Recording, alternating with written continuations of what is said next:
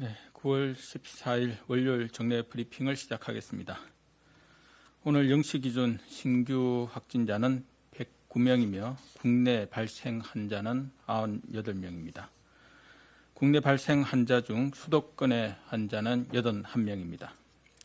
어제 5분이 돌아가셨습니다. 고인들의 명복을 빌고 유가족분들께는 깊은 위로의 말씀을 드립니다.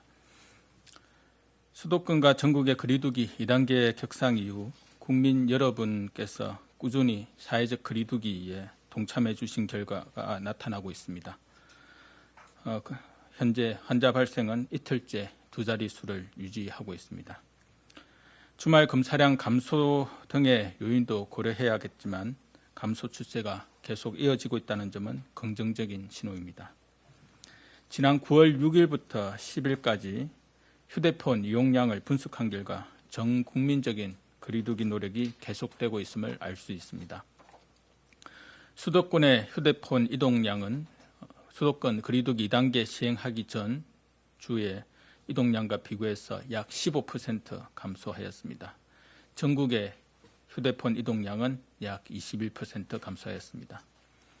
일상의 불편과 고통을 참고 정부와 함께 노력해 주시는 국민 여러분들께 진심으로 감사드립니다. 이러한 거리두기 노력이 계속된다면 앞서 말씀드린 효과가 더욱 극대화될 것입니다. 앞으로도 적극적인 노력 부탁드립니다. 정부는 수도권의 강화된 거리두기를 2단계로 조정하여 9월 27일까지 연장하되 위험 시설에 대해서는 정밀한 방역 관리를 강화하는 방안을 어제 발표한 바 있습니다. 이는 유행 상황이 호전되고 있으나 위험도는 여전하다는 점을 고려하여 방역의 효율성과 위험 요인 등을 종합적으로 판단한 결정이었습니다. 오늘 0시부터 시행된 조정된 거리두기 2단계 조치 세부 내용을 설명드리겠습니다. 먼저 수도권 지역의 음식점, 카페, 중소형 학원, 실내 체육시설 등 서민 생업시설의 운영을 허용하되 핵심 방역 수칙을 의무화하였습니다. 저녁 9시 이후 음식점 매장 내에서 음식과 음료 섭취를 할 수는 있으나 일정 규모 이상의 음식점은 출입자 명부 작성이 의무화되고 테이블 간 2m 간격 유지를 준수하여야 하며 가급적 테이블 내 칸막이를 설치해 주시기를 바랍니다. 프랜차이즈형 커피 음료 전문점, 제과 제빵점, 아이스크림 빙수점의 경우에도 매장 내에서 음식과 음료를 섭취할 수 있으나 좌석 한 칸 띄어앉기나 테이블 띄어앉기를 통해 실내의 인원을 제한하여야 합니다.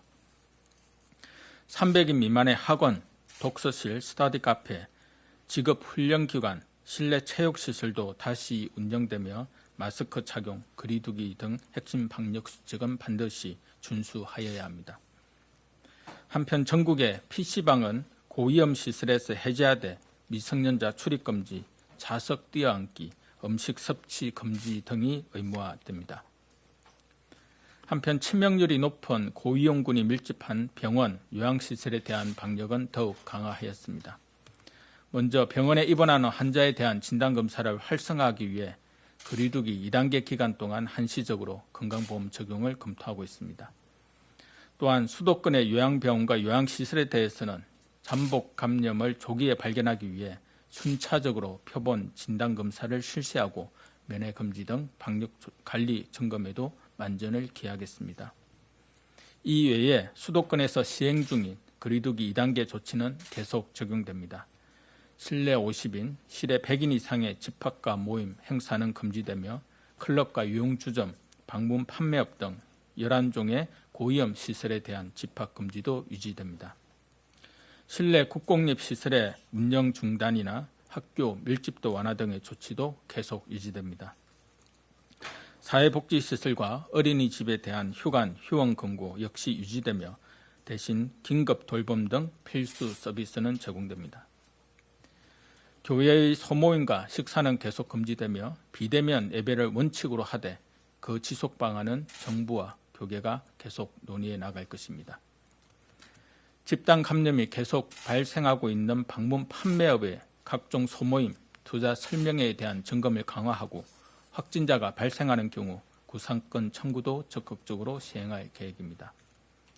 이번 수도권의 2단계 거리두기 조정은 9월 27일까지 2주간 적용되며 추석 연휴가 시작되는 9월 28일부터 10월 11일까지는 위험도가 높다는 점을 고려하여 전국에 대한 특별 방역기간으로 설정하고 방역관리를 강화할 것입니다. 정부는 현 상황을 예의주시하면서 특별 방역기간 중 필요한 방역조치를 준비하여 향후 발표하겠습니다. 또한 그간 사회적 거리두기를 시행했던 경험을 평가하여 거리두기의 단계별 기준과 조치사항도 현실에 맞게 재정비하는 작업에 착수할 예정입니다. 역학조사 등 방역체계 역량과 중환자 병상, 치명률 등 의료체계의 여력을 감안한 단계별 기준과 내용의 조정 등을 중점 검토할 예정입니다. 한편 오는 16일 수요일 2021학년도 수능 9월 모의평가가 예정되어 있습니다. 약 2,500여 개 시험장에서 약 48만여 명의 지원자가 응시하는 대규모 시험인 만큼 철저한 방역 관리가 중요합니다. 정부는 이번 시험을 시행하기 위해 학원 등이 포함된 시험장을 집합금지 예외 사유로 인정하였습니다. 경기도 소재 기숙학원에서 응시하는 학생들은 시험 당일 입소와 퇴소가 어렵다는 점을 고려하여 시험 전날 입소하여 다음날 퇴소할 수 있도록 하는 등 안정적인 응시 기회를 제공할 계획입니다.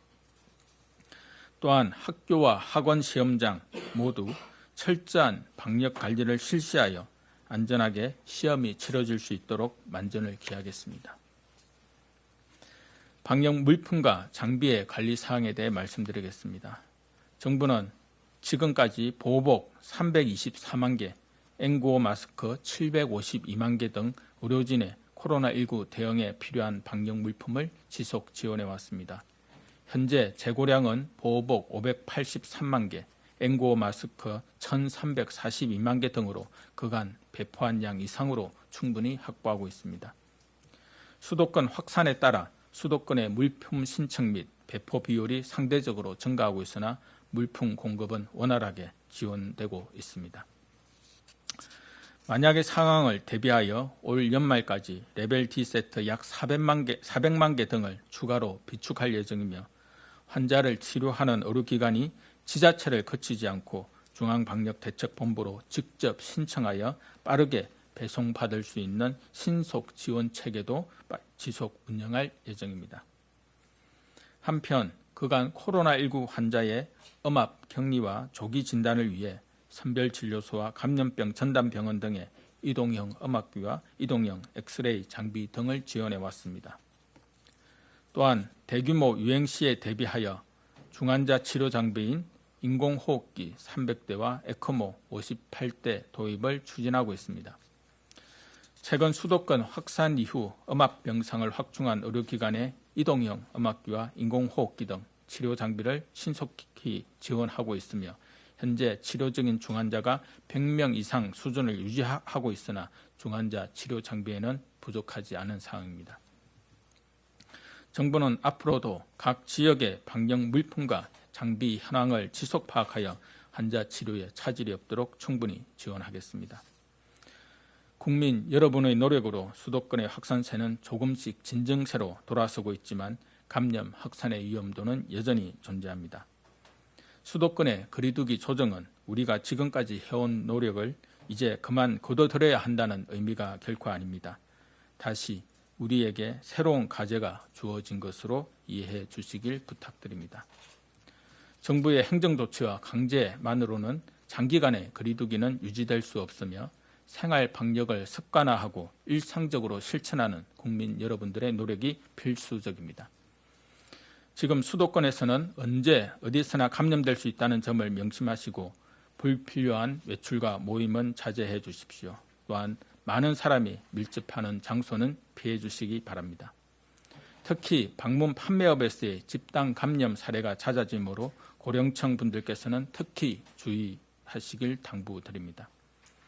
사회적 거리두기의 시대에 맞춰 그간 익숙한 일상의 생활 양식을 바꾸는 것은 쉽지 않은 일이라 생각합니다. 정부는 보다 효과적으로 실천할 수 있는 생활 방역의 길을 찾고 이를 국민들께 알기 쉽게 명확하게 전달할 수 있도록 계속 노력하겠습니다. 감사합니다. 네, 지금부터 질의응답